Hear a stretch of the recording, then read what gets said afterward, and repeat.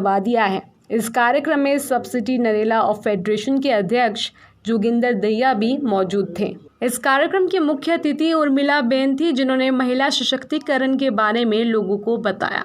नमस्कार, आप देख रहे हैं नवदीप टुडे न्यूज़ और मैं हूं आपके साथ शाइमा परवीन। और यहां पर महाशिवरात्रि और महिला दिवस के उपलक्ष्य में कार्यक्रम का आयोजन किया गया है। इसको लेकर हम बातचीत कर लेते हैं। मैडम, अपना नाम बताइए। मेरा नाम ब्रह्मा कुमारी उर्मिला बहन है। मैं माउंट आबू राजस्थान ब्रह्मा कुमारी के हेडक्वार्टर से आई हूँ। यहाँ शिव जयंती और महिला सशक्तिकरण के कार्यक्रम में मैं शामिल हुई हूँ।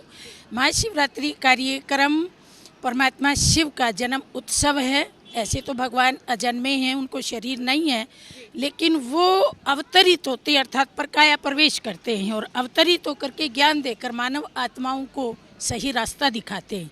इस उपलक्ष्य में हम ये पर्व मनाते हैं। ये पर्व तो एक यादगार मात्र है।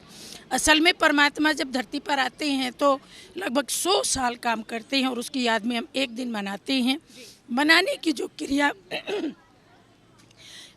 की जो क्रियाविधि है उसका भी बड़ा रहस्य है। जैसे हम अक्के फूल चढ़ाते हैं, ये हमारे भीतर की बुराइयों को चढ़ाने का प्रतीक है। भांग धतूरा चढ़ाते हैं, ये हमारे भीतर जो अहंकार के नशे हैं उनको चढ़ाने का प्रतीक है। बेर जो है वो बैर भाव चढ़ाने का प्रतीक है।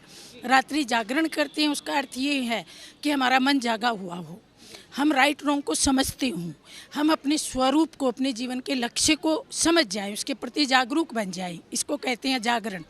और फिर व्रत रखते हैं। व्रत केवल भोजन का नहीं होता है, बुराइयों का भी व्रत होता है।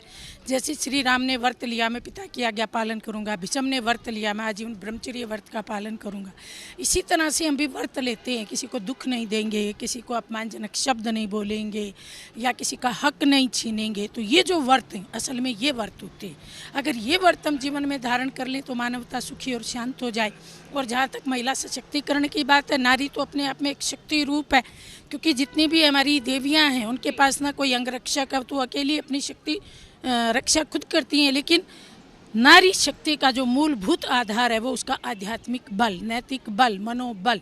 जब वो भीतर से ये समझ जाती है कि इस चमड़ी के आवरण से ढका हुआ मैं एक हीरा हूँ और उस हीरे में दिव्य शक्तियाँ भरी हुई हैं, तो उस हीरे के आधार पर, दिव्य शक्तियों के आधार पर वो तीनों लोक महेश्वरी बन सकती है, तीनों लोगों को जीत सकती है। शुक्रिया। मेरा नाम शशि बाला है। मैं फेडरेशन ऑफ नरेला की महिला अध्यक्ष हूँ। जी, आज जो ये कार्यक्रम रखा गया महिला सशक्तिकरण महिला दिवस के उपलक्ष्य में, आज समाज में महिलाओं की स्थिति ऐसी आ गई है कि उसको हर एक